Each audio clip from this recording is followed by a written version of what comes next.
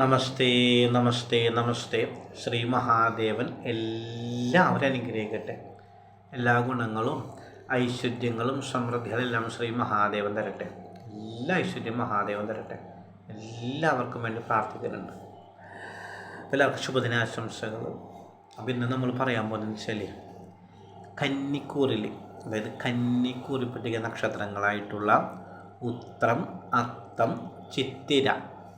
ഉത്രം നക്ഷത്രം, അത്തം നക്ഷത്രം, ചിത്തിര നക്ഷത്രം, ഇത് മൂന്നും കന്നിക്കൂറിൽപ്പെട്ട നക്ഷത്രങ്ങളാണ്.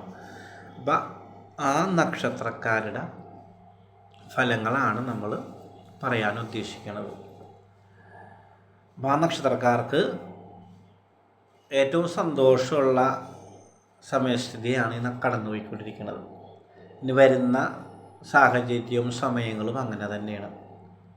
ഉത്രക്കാർക്കാണെങ്കിലും അത്തനാളുകാർക്കാണെങ്കിലും ചിത്തിര നാളുകാർക്കാണെങ്കിലൊക്കെ ഇപ്പം നടന്നുകൊണ്ടിരിക്കുന്ന സമയം ഈ മിഥുന മാസമാണെങ്കിലും ഈ വരുന്ന കർക്കിടക മാസമാണെങ്കിലും ഒക്കെ മനസ്സിന് സന്തോഷം നൽകുന്നതും കുടുംബത്തിൽ സമാധാനം നൽകുന്നതും നമുക്ക് മാനസികമായിട്ട് സന്തോഷവും സമാധാനമൊക്കെ ഉണ്ടാക്കുന്നതായിട്ടുള്ള സമയവും സന്ദർഭവും ഒക്കെയാണ് ഇപ്പോൾ കടന്നു പോയിക്കൊണ്ടിരിക്കുന്നത്. അവർ ഏത് കാര്യത്തിൽ ഇറങ്ങി തിരിച്ചാലും, എന്ത് കാര്യത്തിലേക്കാണ് ഈ നക്ഷത്രക്കാർ ഇറങ്ങി തിരിക്കേണ്ടതെന്ന് വെച്ച് കഴിഞ്ഞാൽ അതിന് വിജയം കൈവരിക്കാൻ അവർക്ക് സാധിക്കും. അങ്ങനത്തെ ഒരു സമയമാണ് ഇപ്പോൾ കടന്നു പോയിക്കൊണ്ടിരിക്കുന്നത്.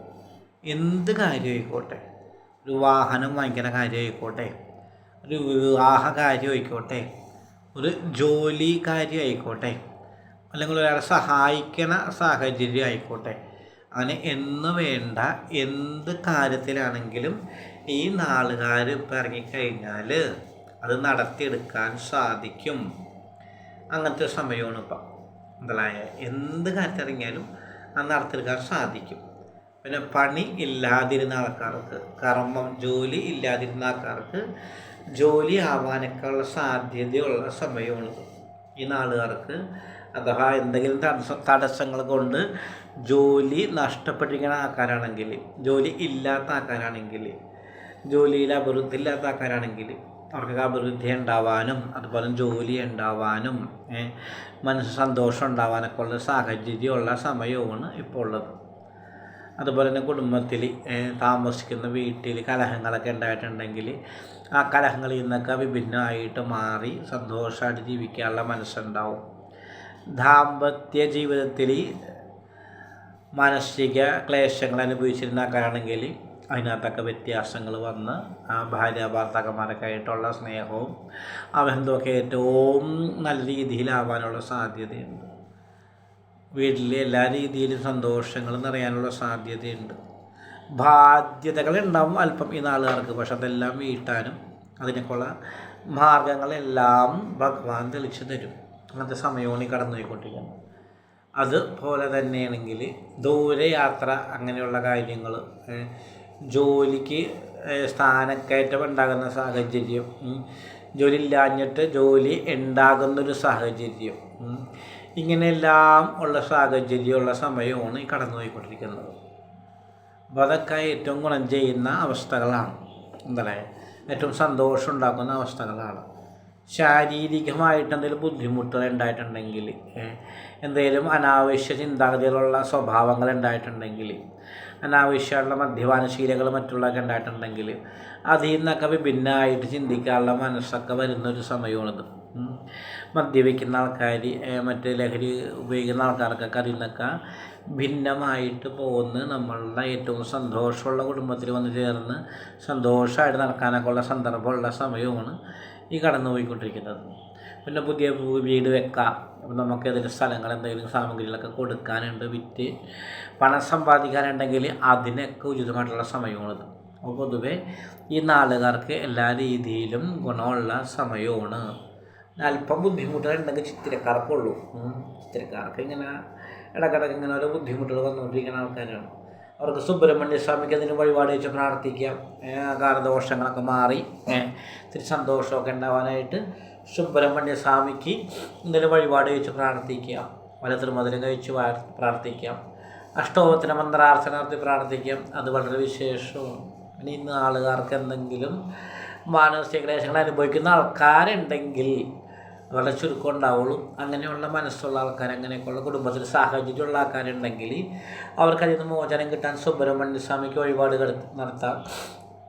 അതുപോലെ തന്നെ ഭഗവതിക്ക്, ഭദ്രയ്ക്ക് ഗുരുതി പുഷ്പാഞ്ജലി, അതുകൊണ്ട് തന്നെ കടുംബായുസം എന്നീ വഴിപാട് കഴിച്ച് പ്രാർത്ഥിക്കണം, നല്ലതാണ്. ഇവർക്ക് ഈ ബുദ്ധിമുട്ടിയത് ശമനം കിട്ടാനായിട്ട് വളരെ നല്ലതാണ്.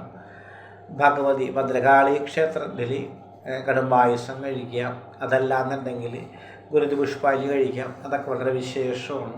നടത്തി കഴിഞ്ഞാലൊക്കെ അല്പം ബുദ്ധിമുട്ടുകളൊക്കെ കുറയാനും അല്പം കൂടി സന്തോഷം ഉണ്ടാകാനുള്ള സാഹചര്യങ്ങൾ ഗൃഹത്തിൽ ഉണ്ടാവാനൊക്കെ സാധ്യതയുണ്ട്. അതുപോലെ തന്നെ മഹാദേവന് വഴിപാട് വെച്ച് പ്രാർത്ഥിക്കുന്ന വളരെ വിശേഷമാണ്. ഈ നാളുകാർ കാര്യങ്ങൾ സാധിക്കാനും ധനങ്ങൾ വന്നു ചേരാനും മനസ്സിൽ സ്വസ്ഥത ഉണ്ടാവാനും സന്തോഷമായിട്ട് മുന്നോട്ട് പോകാനൊക്കെ വളരെ വിശേഷമാണ്. ഒരു മഹാദേവന് പിൻവിളക്ക് കത്തിച്ച് പ്രാർത്ഥിക്കാം. അതുപോലെ തന്നെ കൂവളത്തില കൊണ്ടൊരു മാല കെട്ടി ചാർത്തി പ്രാർത്ഥിക്കാം. അതെല്ലാം ഈ സന്ദർഭത്തിൽ വളരെ നല്ലതാണ്. അതൊക്കെ അഭിവൃദ്ധി നേടാനും കുടുംബത്തിൽ ഗുണങ്ങൾ ഉണ്ടാവാനും സന്താനങ്ങൾക്ക് ഗുണങ്ങൾ ഉണ്ടാവാനൊക്കെ വളരെ വിശേഷമാണ്. അപ്പോൾ അങ്ങനെ എല്ലാം ഗുണമുള്ള സന്ദർഭവും സമയമൊക്കെ ഇനി കടന്നുപോയിക്കൊണ്ടിരിക്കുന്നു. അപ്പോൾ ആരും വിഷമിക്കാനില്ല.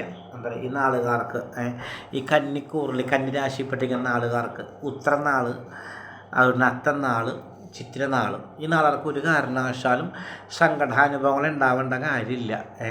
അങ്ങനെ എന്തെങ്കിലും അനുഭവങ്ങൾ ഉണ്ടെങ്കിൽ ഈ വഴിപാട് വെച്ച് പ്രാർത്ഥിച്ചാൽ മാറാവുന്നതുള്ളൂ. കാരണം അല്പം നല്ല സമയമാണ്. ആ സമയം ഏകദേശം കർക്കിടക മാസം ലാസ്റ്റ് വരെയൊക്കെ ഉണ്ടാവും.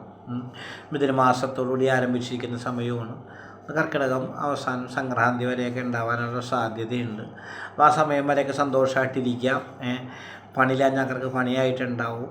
കർമ്മരംഗത്തൊക്കെ ശോഭിക്കുന്ന അവസ്ഥയ്ക്ക് വന്നു ചേരും. പിന്നെ സ്ഥാനക്കയറ്റം ഉണ്ടാവും. പിന്നെ വിവാഹമായിട്ട് കാര്യങ്ങൾ നോക്കുന്നവർക്ക് വിവാഹം നടക്കാനുള്ള സാഹചര്യങ്ങൾ ഉണ്ടാവും. കുടുംബത്തിൽ രോഗാദുരിതങ്ങൾ ബാധിച്ചിരിക്കുന്ന ആൾക്കാരുണ്ടെങ്കിൽ ആ രോഗാദുരിതങ്ങളിൽ നിന്നൊക്കെ മോചനം കിട്ടുന്ന അവസ്ഥയുണ്ടാവും. അങ്ങനെ ചിന്തിച്ച് കഴിഞ്ഞാൽ ഗൃഹത്തിൽ പൊതുവെ സന്തോഷം അനുഭവങ്ങൾ ഉണ്ടാവാനുള്ള സാധ്യത ഉള്ള സമയമാണ് ഈ നാളുകാർക്ക് മിഥുനം കർക്കിടക മാസം എന്ന് പറഞ്ഞാൽ. അപ്പോൾ അതെല്ലാം മനസ്സറിഞ്ഞ് സന്തോഷമായിട്ടൊക്കെ അനുഭവിക്കാം. സങ്കടങ്ങളെല്ലാം നീക്കാൻ ദൈവനോട് മനസ്സറിഞ്ഞ് പ്രാർത്ഥിക്കാം. അതൊക്കെ ഏറ്റവും വളരെ വിശേഷമാണ്. ഇനിയിപ്പോൾ നമ്മളുടെ ഈ ചാനൽ ഇഷ്ടപ്പെടുന്ന ആൾക്കാർ, നമ്മളുടെ ഈ വീഡിയോ ഇഷ്ടപ്പെടുന്ന ആൾക്കാർക്കൊക്കെ ഈ ചാനൽ സബ്സ്ക്രൈബ് ചെയ്യാം, ഷെയർ ചെയ്യുക, ലൈക്ക് ചെയ്യുക, നമ്മളുടെ ഈ സംരംഭം പ്രോത്സാഹിപ്പിക്കുക. എന്തായാലും ഭഗവാൻ നിങ്ങളെല്ലാവരും അനുഗ്രഹിക്കും, ഒരു സംശയവും വേണ്ട. നിങ്ങൾക്ക് എല്ലാവർക്കും വേണ്ടി മഹാദേവനോട് പ്രാർത്ഥിക്കാനുണ്ട്. അപ്പം അതിൻ്റെ ഗുണങ്ങൾ നിങ്ങൾക്ക് എല്ലാവർക്കും വന്നു ചേരും. ഒരു സംശയവും വേണ്ട, ഒരു സങ്കടവും വേണ്ട. ഈ പ്രാർത്ഥനയിൽ എല്ലാവർക്കും ഗുണങ്ങൾ കിട്ടും, ഐശ്വര്യങ്ങൾ കിട്ടും, ധനസമൃദ്ധികളുണ്ടാവും, കുടുംബത്തിലെ ഐശ്വര്യങ്ങളുണ്ടാവും. എന്തായാലും എല്ലാവർക്കും വേണ്ടി പ്രാർത്ഥിക്കുന്നുണ്ട്. എല്ലാവർക്കും എല്ലാ ഗുണങ്ങളും ഐശ്വര്യങ്ങളും സമൃദ്ധികളും എല്ലാം ഉണ്ടാവും. ശുഭദിനാശംസകൾ, എല്ലാ നന്മകളും നേരുന്നു. അപ്പോൾ പറഞ്ഞതൊന്നും മറക്കണ്ട. അത്തനാളുകാർക്കാണെങ്കിൽ ചിത്തിര നാളുകാർക്കാണെങ്കിലൊന്നും ഈ സമയം ബുദ്ധിമുട്ടല്ല. ഉത്രം, അത്തം, ചിത്തിര നാളുകാർക്കൊക്കെ സന്തോഷാനുഭവങ്ങൾ ഉണ്ടാവേണ്ട സമയമുള്ളത്. അപ്പോൾ മനസ്സറിഞ്ഞ് പ്രാർത്ഥിക്കുക. സന്തോഷാനുഭവമൊക്കെ വന്ന് ചേരട്ടെ. എല്ലാത്താക്കാരെ വഴിപാടുകൾ കഴിച്ച് പ്രാർത്ഥിക്കുക. സുബ്രഹ്മണ്യ സ്വാമിക്ക്, മഹാദേവനൊക്കെ വഴിപാട് കഴിച്ച് പ്രാർത്ഥിക്കുക. ഭഗവതിക്ക് വഴിപാട് കഴിച്ച് പ്രാർത്ഥിക്കുക. എന്നൊക്കെ ഈ ബുദ്ധിമുട്ടുകളിൽ നിന്ന് മോചനം കിട്ടും, ഒരു സംശയമില്ല. എല്ലാവർക്കും വേണ്ടി ശ്രീ മഹാദേവനോട് പ്രാർത്ഥിക്കുന്നുണ്ട്. എല്ലാ ഗുണങ്ങളും ഐശ്വര്യങ്ങളും സമൃദ്ധികളും എല്ലാം ശ്രീ മഹാദേവൻ തരും. ശുഭദിനാശംസകൾ എല്ലാ നന്മകളും നേരുന്നു. ഓം നമഃ ശിവായ, ഓം നമഃ ശിവായ, ഓം നമഃ ശിവായ.